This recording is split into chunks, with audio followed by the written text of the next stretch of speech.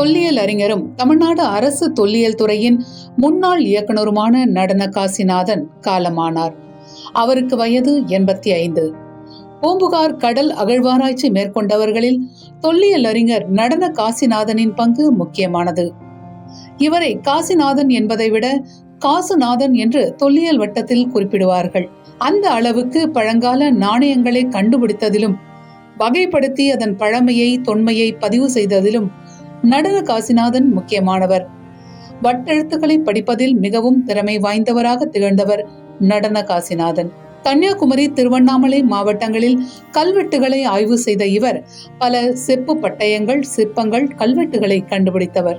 திருத்தணி அருகே வேலஞ்சேரியில் பல்லவ மன்னன் அபராஜிதன், சோழ மன்னன் முதலாம் பராந்தகன் கால அரிய செப்பு பட்டயங்களை கண்டறிந்தது இவரது முக்கிய கண்டுபிடிப்புகளில் குறிப்பிடத்தக்கவை.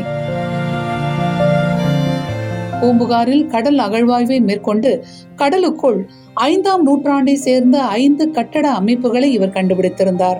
அதே போல 18ஆம் நூற்றாண்டை சேர்ந்த சிதைந்த கப்பல் ஒன்றையும் இவர் கண்டுபிடித்தார். இவர் எழுதிய 90க்கும் அதிக நூல்களில் தமிழக காசு இயல் நூல், பூம்புகாரும் கடல் அகழ்வாய்வும், சோழர் செப்பேடுகள், தமிழகம் அரப்பன் நாகரிக தாயகம் போன்றவை குறிப்பிடத்தகுந்தவை. 1984ஆம் ஆண்டு தஞ்சாவூரில் ராஜராஜ சோழனின் 1000வது பிறந்தநாள் விழாவை அப்போதைய பிரதமர் இந்திரா காந்தி, அப்போதைய முதலமைச்சர் எம்ஜிஆர் முன்னிலையில் வெகு விமர்சையாக நடத்தியவர். தமிழக அரசின் உவேசா விருது, வரலாற்று பேரறிஞர் விருது உள்ளிட்ட பல விருதுகளை பெற்ற நடன காசிநாதன் 1967ஆம் ஆண்டு தமிழக தொல்லியல் துறையில் கல்வெட்டாளராக பணியில் சேர்ந்தவர். 1989இல் தொல்லியல் துறையின் இயக்குநராக இவர் உயர்ந்தார்.